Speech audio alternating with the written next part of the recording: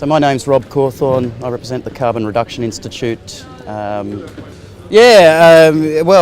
waking up in the morning after experiencing a night out in the, well, what luckily wasn't so cold, but gives an experience, gives a relevance, makes us, I guess, aware of what other people would be putting up with who are sleeping out on the streets that are homeless. And I tell you what, I wouldn't be rushing to do it over and over again, night on night. It is a blight on Australian society that we still have over 100,000 people, well, we have over 100,000 people homeless in a country as affluent as this, and this, like many other problems that we have in this country, in this world, and in a country so affluent, we don't move so quickly to solve them. So it is sad, but then events like this are so great in raising those awareness and hopefully bringing us to a position where we consider these actions and resolve some of these problems. And homeless is something that is a blight on such an affluent society, definitely. It'd be difficult for me to say without significant knowledge of the area and industry, and being myself personally focused on climate change and other, I guess, issues that address ours. It is something that I see people involved in. What are the major problems that I see with it? Well, it certainly is people unable to raise their families, and the issues of relapsing in, and having a chat to, I think it was Justin, who was involved after he had made his speech, and just discussing why he had relapsed and gone back in.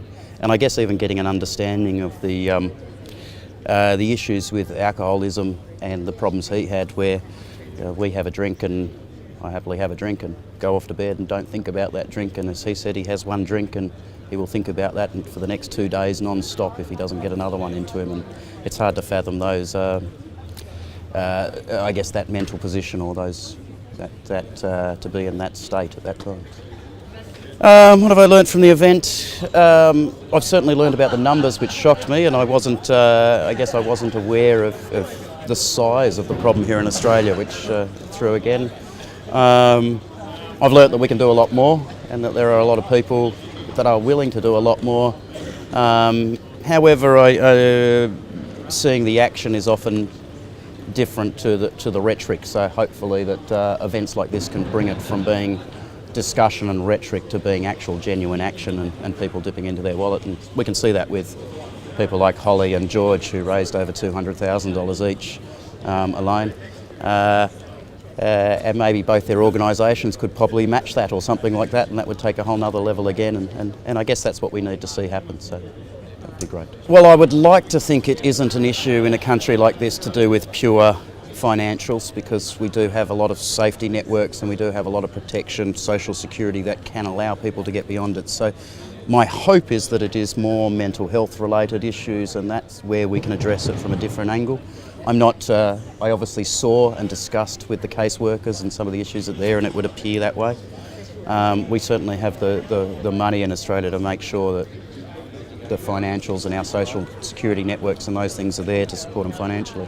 But if they're there because of other issues like the mental illness issues, alcoholism, drugs, then I guess they're there for a different reason, and we need to look at what can resolve those problems and bring people to be able to not have to deal with these, and how we provide them with the style of support network that will allow them to I guess, integrate and not relapse those problems. And having done years of economic modelling in different areas and different carbon projects, that it's very difficult to know the impacts of policy changes and to create actually affordable housing, because by nature markets flex and change, and you will always have a top and a bottom. However, in a country of this size, it's not a sizable problem where we cannot apply a level of government and affordable housing that we can create to levels. And so I don't believe that the problem is sizable enough that we can't resolve the problem without having to change our economics in a way that's going to make housing completely affordable. However, there's a much longer term problem forming, which is, I suspect, other people not being able to afford to get their own home. And I look at my children who, unless you know, they receive a significant wealth passed down through the family, the chance of them purchasing a house before they're 30 or 40 on a normal wage is about buckleys to none, and it's getting harder and harder. So how that will impact the economy and the housing affordability in the future, and how that will impact homelessness, I can't answer, but it's a scary cliff that we may fall off.